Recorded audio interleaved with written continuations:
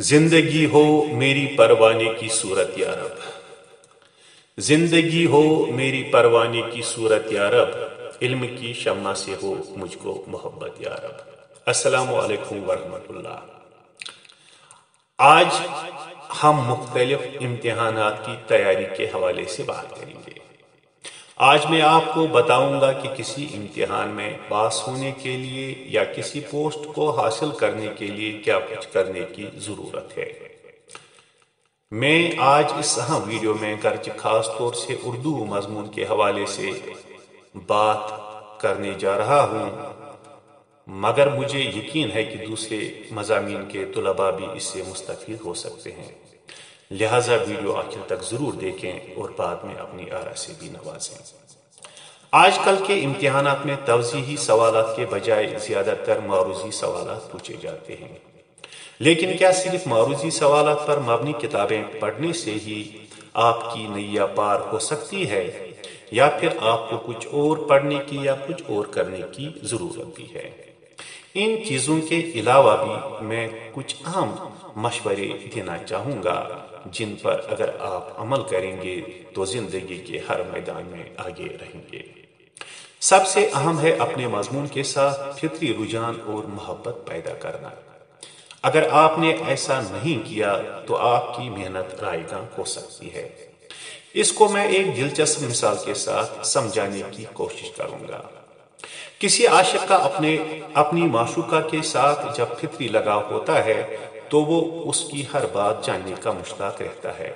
وہ اس کو پانے کے لیے کوئی بھی حد پار کرتا ہے۔ وہ اس کے لیے طرح طرح کی مصیبتیں جھیلتا ہے، طرح طرح کی آزمائشوں سے گزرتا ہے، لیکن پھر ایک دن یہی رنج اس کے لیے راحت فضا بن جاتا ہے۔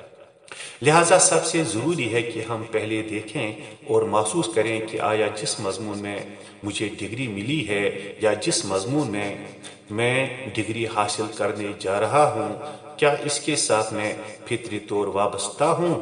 کیا اس کے ساتھ مجھے بے حد لگاؤ ہے؟ کیا اس مضمون سے مجھے والہانہ محبت ہے؟ اگر ہے تو چاہے پھر وہ مضمون سمجھنے کے لحاظ سے کتنا ہی دشوار کیوں نہ ہو، اس کی ایک ایک چیز کو یاد رکھنا آپ کے لیے آسان ہو جائے گا۔ لیکن فطری طور وابستہ نہ ہونے کی صورت میں آپ فلم 3 ایڈیٹ کے اس کردار کی طرح اپنے آپ کو کوستے رہیں گے جو فوٹوگرافر بننا چاہتا ہے، مگر اس کا باپ اس کو انجینئرنگ کا وہ سبق پڑھنے بھیجتا ہے جو اس کے پلے نہیں پڑتا۔ اسی لیے میں نے سب سے پہلے کسی مضمون کی طرف آپ کے فطری میلان اور رجحان کے حوالے سے بات کی۔ کسی مضمون کے انتخاب کے پس پردہ دو چیزیں ہوتی ہیں، یا تو وہ مضمون ہم بائی چانس لیتے ہیں یا پھر بائی چوائس۔ اسی طرح یا تو ہم کوئی نوکری بائی چانس کرتے ہیں یا پھر بائی چوائس۔ لیکن کیا بائی چانس والا طالب علم یا استاد انصاف کر سکتا ہے؟ کیا وہ بائی چوائس والے استاد کی طرح ہو سکتا ہے؟ ہرگز نہیں ہو سکتا۔ ہم زندگی میں کامیابیوں سے ہمکنار کیسے ہو سکتے ہیں؟ اپنے اصل موضوع کی طرف آنے سے پہلے ہم اس پہ بات کریں گے۔ زندگی میں کامیاب ہونے کے لیے میرے نزدیک 3 باتوں پہ عمل کرنا ضروری ہے۔ اگر ہم ان کو الفاظ کے ذریعے ادا کریں گے تو اردو میں یہ تینوں الفاظ تے پر ختم ہوتے ہیں۔ یہ ہیں عبادت، محنت اور ندامت۔ عبادت، محنت اور ندامت۔ جس کسی میں یہ 3 خوبیاں گھر کر گئیں تو پھر اس کی تقدیر بے شک سنور سکتی ہے۔ مذکورہ چیزوں میں پہلا درجہ عبادت کو دیجیے۔ عبادت سے ہم کوئی بھی چیز آسانی کے ساتھ پا سکتے ہیں، گرچہ نصیب میں بھی نہ ہوگی، لیکن اللہ سبحانہ تعالیٰ نے دعا میں اتنی تاثیر رکھی ہے کہ یہ بندے کو وہ چیز بھی عطا کروا سکتی ہے جو اس کے نصیب میں نہیں ہوتی۔ عبادت صرف اللہ تعالیٰ کی خوشنودی اور رضامندی کا ہی نام نہیں ہے، بلکہ اس میں آپ کے والدین، بھائی بہن، پڑوسی، یار دوست اور رشتہ دار بھی شامل ہے۔ آپ پر ان کے کیا حقوق ہیں اگر آپ نے بسط کے دل وہ ادا کیے تو ان کی ڈھیر ساری دعائیں آپ کو زمین سے سیدھا عرش تک پہنچا سکتی ہیں۔ عبادت کے بعد دوسری اہم چیز محنت ہے۔ عبادت کے ساتھ ساتھ جب ہم محنت بھی کریں گے تو اس میں اللہ پاک برکت بھی عطا کرے گا۔ کسی چیز کو حاصل کرنے کے لیے عبادت کے ساتھ ساتھ محنت ضروری ہے۔ ہم اگر اللہ تعالیٰ سے صرف دعا کرتے رہیں گے کہ مجھے فلاں چیز مل جائے لیکن اس کو حاصل کرنے کے لیے محنت نہیں کریں گے تو پھر بھلا اس کا پانا کیسے ممکن ہوگا؟ ایک کسان کی روزی کا ذریعہ اس کا کھیت ہوتا ہے اور محنت کر کے وہ اس کھیت سے بھرپور فصل حاصل کرتا ہے، لیکن اگر اس کے پاس کئی ایکڑ کھیت ہیں مگر ان پر محنت نہیں کرے گا تو ماحصل کچھ بھی نہیں ہوگا۔ اسی طرح علم ایک طالب علم کا ذریعہ ہے، وہ محنت کر کے کتابوں سے حاصل کرتا ہے، لیکن گھر میں بے شمار کتابیں رکھنے سے بغیر ان کا مطالعہ کیے اس کو کچھ حاصل ہوگا؟ نہیں ہوگا۔ اگر وہ محنت سے کام لے کر ان کتابوں کا مطالعہ ہر زاویے سے کرے گا تو کسان کے کھیت کی طرح اس کا ذہن بھی سیراب اور زرخیز ہو جائے گا۔ تیسری اہم چیز ندامت ہے۔ کہتے ہیں نا تکبر عزازیل را کھار است، یعنی تکبر سے عزازیل نے جب کام لیا تو پھر عمر بھر کے لیے ذلیل و خوار ہو گیا۔ دنیا میں ندامت سے بڑھ کر اور برتر کوئی بھی دولت نہیں، اور جس نے یہ دولت پائی وہ زندگی میں کبھی بھی نامراد اور پشیمان نہیں ہوگا۔ ہم اکثر دو کتابیں پڑھ کر اترانے لگتے ہیں کہ ایک ہم جانتے ہیں دوسرا کوئی نہیں۔ مجھے یہاں انگریزی زبان کے ایک بہت بڑے ناقد، ڈرامہ نگار اور ناول نگار کا ایک واقعہ یاد آ رہا ہے جو میں لازمی طور آپ کے ساتھ شیئر کرنا چاہوں گا۔ جارج برنارڈ شاہ، جی ہاں، انگریزی زبان کے ایک اہم مصنف، وہ کہتے ہیں کہ میں پہلے خود کو بڑا عالم تصور کرتا تھا اور سمجھتا تھا کہ جتنا علم میرے پاس ہے کسی اور کے پاس نہیں ہوگا۔ پھر ایک روز میں نے ایک کتابچہ ہاتھ میں لیا اور اس کا مطالعہ کرنے لگا۔ جب وہ ختم کر چکا تو مجھے احساس ہوا کہ اس معمولی کتابچہ میں بھی کچھ ایسی باتیں ہیں جن سے میں ناواقف تھا۔ اس قدر کچھ مزید جاننے کی خاطر میرے مطالعے کا شوق بڑھنے لگا اور پھر دھیرے دھیرے میں نے ہزاروں کتابیں پڑھیں اور اب میں ندامت سے یہی کہتا ہوں کہ مجھے کچھ بھی معلوم نہیں۔ یعنی پڑھے بغیر وہ خود کو بڑا تیسمار خان سمجھتا تھا، مگر پھر جتنا زیادہ پڑھا اتنا احساس کمتری سے دوچار ہوتا گیا۔ علامہ نے بجا طور پر کہا ہے کہ ستاروں سے آگے جہاں اور بھی ہے۔ اب ہم اپنے اصل موضوع کی طرف آتے ہیں، وہ یہ کہ کیا صرف معروضی سوالات کی کتابیں پڑھنے سے ہماری نیا پار ہو سکتی ہے؟ یہ ایک اہم سوال ہے۔ میرے خیال میں اس کا جواب نہیں ہی ہو سکتا ہے۔ کیوں؟ اس کا جواب میں کھل کر اور مثالوں کے ساتھ دینا چاہوں گا۔ جب کوئی معروضی کتاب لکھی جاتی ہے تو وہ سوالات مصنف کے ذہنی اپج اور سوجھ بوجھ پر منحصر ہوتے ہیں۔ ان میں آپ کی طلب اور تشنگی کا کوئی دخل نہیں ہوتا۔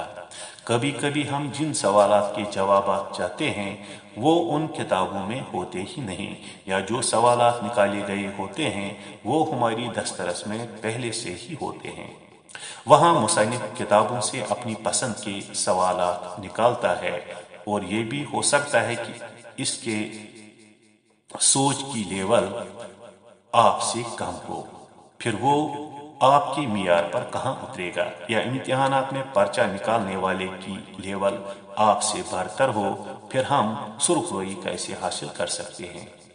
چلیے مان بھی لیجئے کہ صرف چند کتابیں پڑھ کر آپ کامیاب ہوئے اور استاد بن گئے، تو کیا آپ ان معروضی سوالات کے بل پر اپنی کلاس میں ٹک پائیں گے؟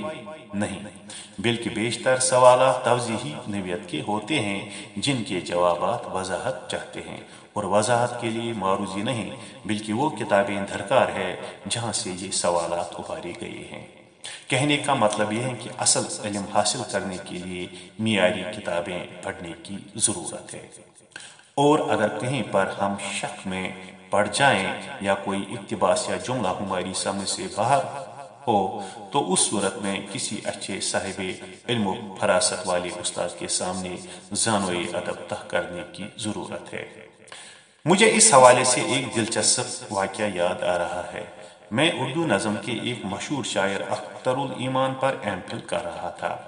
ان پر لکھی ایک کتاب پڑھنے کے دوران مجھے پتا چلا کہ ایک روز اختر الایمان نے اپنی ایک نظم ایک پبلشر کو چھاپنے کے لیے پیش کی، تو پبلشر نے اختر الایمان سے کہا کہ تمہارے نام کی ترکیب غلط ہے، اسے صحیح کر دو، جبھی تو تمہاری نظم اس رسالے میں چھپے گی۔ میں شش و پنج میں پڑ گیا کہ ان کے نام کی ترکیب کس طرح غلط ہے۔ کئی ایک سے پوچھا لیکن جواب ندارد۔ پھر مختلف کتابیں کھنگال ڈالیں، آخرکار بسیار تلاش کے بعد مرکبات پر ایک کتاب ہاتھ لگی جس میں اس سوال کا جواب مل گیا۔ اب اس نوعیت کے سوال کا جواب بھلا کسی معروضی کتاب میں کیوں کر ملے گا؟ جبھی تو میں نے کہا کہ صحیح علم حاصل کرنے کے لیے اچھی اور معیاری کتابیں ہی پڑھیں۔ ہاں، اگر آپ کے پاس ڈھیر ساری کتابیں پڑھنے کے لیے وقت نہیں تو کوئی مستند یا کسی موضوع کے حوالے سے کوئی مؤخر کتاب ہی پڑھیں۔ جیسے اردو زبان کی تاریخ کے حوالے سے بہت ساری کتابیں لکھی گئی ہیں، لیکن مقدمہ تاریخ زبان اردو اس ضمن میں مستند بھی ہے اور غالباً مؤخر بھی۔ ایسی کتابوں کا مطالعہ جب آپ شروع کریں گے تو اپنے پاس کاپی اور قلم ضرور رکھیں، پھر اپنے حساب سے اور اپنی ضرورت کے پیش نظر وہی سوالات نکالیں جو آپ کی نظر میں آپ کے لیے اہم ہوں گے، اور اس صورت میں آپ بے شک وہی سوالات نکالیں گے جن کے جوابات صرف آپ کو درکار ہیں۔ آپ خود سوچیں، آج کل مقابلہ جاتی امتحانات کے لیے بہت ہی مشکل سوالات زیادہ تر اسی لیے پوچھے جاتے ہیں تاکہ میرٹ لسٹ میں وہی شاگرد آئیں جن کے پاس ان سوالات کا جواب بھی ہوگا، وگرنہ عام سوالات کے جوابات بہت سارے جانتے ہیں۔ معیاری اور مستند کتابوں سے جو معروضی سوالات آپ نکالیں گے وہ بار بار پڑھیں، ان کو اچھی طرح ذہن نشین کریں۔ پھر بھی اگر آپ کے پیپر میں کچھ سوالات نہیں ہوں گے تو آپ اپنے ذہن پر اگر ہلکا سا زور بھی دیں گے تب بھی ان سوالات کے جوابات آپ دے پائیں گے، کیونکہ آپ نے سوالات نکالتے دوران ساری کتاب پڑھی ہے۔ اب اگر آج امتحان ہے، 1 مہینے کے بعد ہے یا 1 سال بعد، آپ کو صرف یہی کاپی سامنے رکھنی ہے اور ریویژن کرنا ہے، یعنی بار بار کسی امتحان کے لیے کتابیں کھولنے کی ضرورت آپ کو نہیں پڑے گی۔ اور کل جب آپ استاد بن کر اپنی کلاس میں جائیں گے تو بے شک پڑھی ہوئی کتابوں کے سہارے آپ ہر سوال کا تشفی بخش جواب دیں گے۔ اب اگر آپ ہر سوال کا جواب دینا چاہتے ہیں تو چھوٹی بڑی ہر کتاب پڑھیے، کبھی کبھار کسی معمولی کتاب سے کسی بڑے سوال کا جواب نکل آتا ہے، اور یہ بات بھی ذہن میں رکھیں کہ ہر کتاب لکھنے والے نے اپنی سوجھ بوجھ اور عرق ریزی سے کام لیا ہوتا ہے، اور کبھی کبھی بے شمار کتابیں پڑھنے کے باوجود بھی کسی سوال کا جواب نہیں ملتا، لیکن وہ جواب بھی کسی نہ کسی کتاب نے ضرور دیا ہوگا۔ لہذا کتابوں کا مطالعہ کیجیے اور زندگی میں سرخروئی حاصل کیجیے۔ دیجیے اجازت، اللہ نگہبان۔